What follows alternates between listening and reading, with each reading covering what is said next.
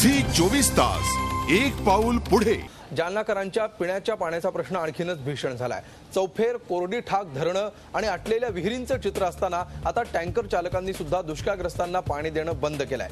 नगरपालिकेनं बिलं थकवल्यामुळे टँकर चालकांनी पाणी न देण्याचा निर्णय घेतलाय।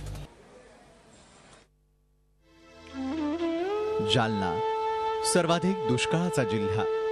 नळानं पाणी येणं तर कधीच बंद झालंय।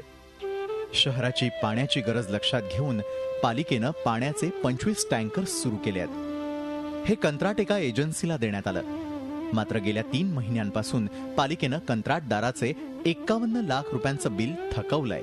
त्यामुळे या एजन्सीनं टँकरनं पाणी पुरवठा करणं बंद केलंय।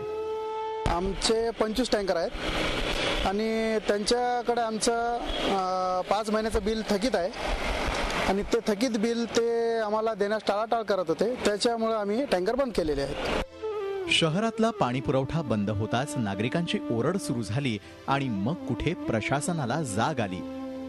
2012 पर्यंत जे थकीत बिल होतं ते सर्वसाधारणपणे 56 लाखाच्या आसपास ती रक्कम होती।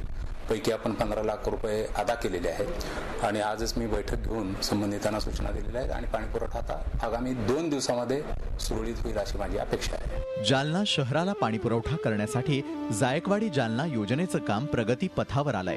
मात्र अजून या योजनेसाठी वीज पुरवठा मिळालेला नाही। त्यामुळे भविष्यातही जालना शहराला टँकरच्या पाण्यावरच अवलंबून राहावं लागणार आहे।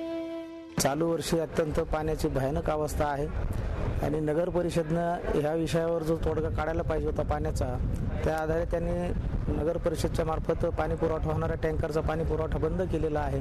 त्यामुळे ह्या येथील सर्वसामान्य गोरगरीब नागरिकांचं पाण्या वाचून अत्यंत हाल होत आहेत। 2 दिवसात टँकर्सनं पाणी पुरवठा सुरू होईल असं आश्वासन देण्यात आलंय। ते पाळलं नाही तर हा प्रश्न आणखी चिघळणार आहे।